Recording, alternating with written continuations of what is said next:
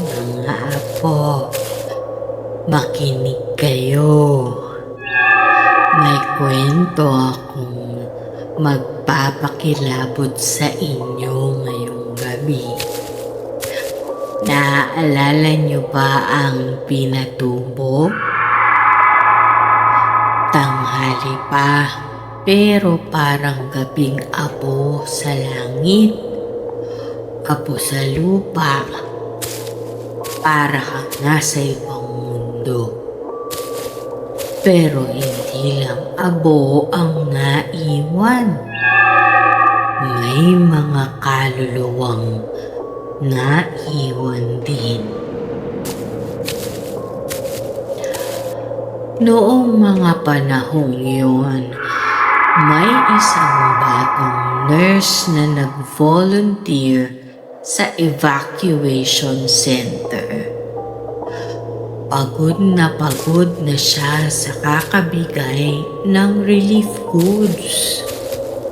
Pero biglang napansin niya sa labas ng covered court, sa gitna ng makapal na abo, may batang nakatayo.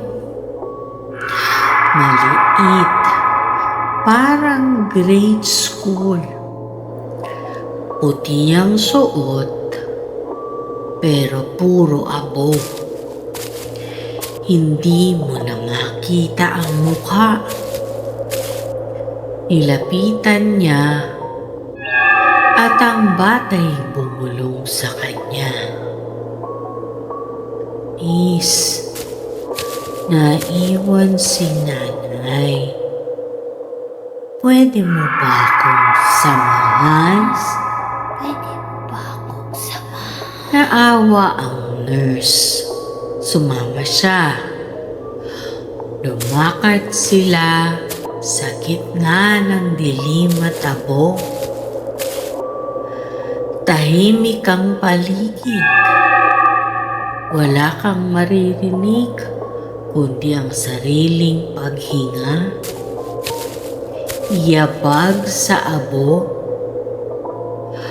at aso na malayo ang taol. Pero habang naglalakad siya, biglang napansin ng nurse. May naririnig siyang yabag ng bata, pero sa lupa walang bakas ng paa. Hanggang sa makarating sila sa isang lumang kubo. Halos sa tabunan na ng lahar. Paglingon niya, wala na ang bata. Kinabahan siya, pero pilit niyang pumasok. At doon, sa loob ng kubo, nakita niya ang mga buto at dalansay na natatakpan ng abo. At sa mga kamay nito, nakasabit pa ang isang rosaryo.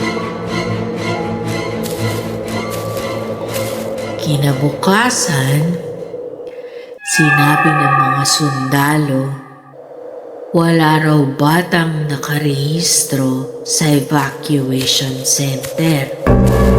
Pero may nakita sila, maliit na tsinelas nakabaon sa abo sa tabi ng mga buto.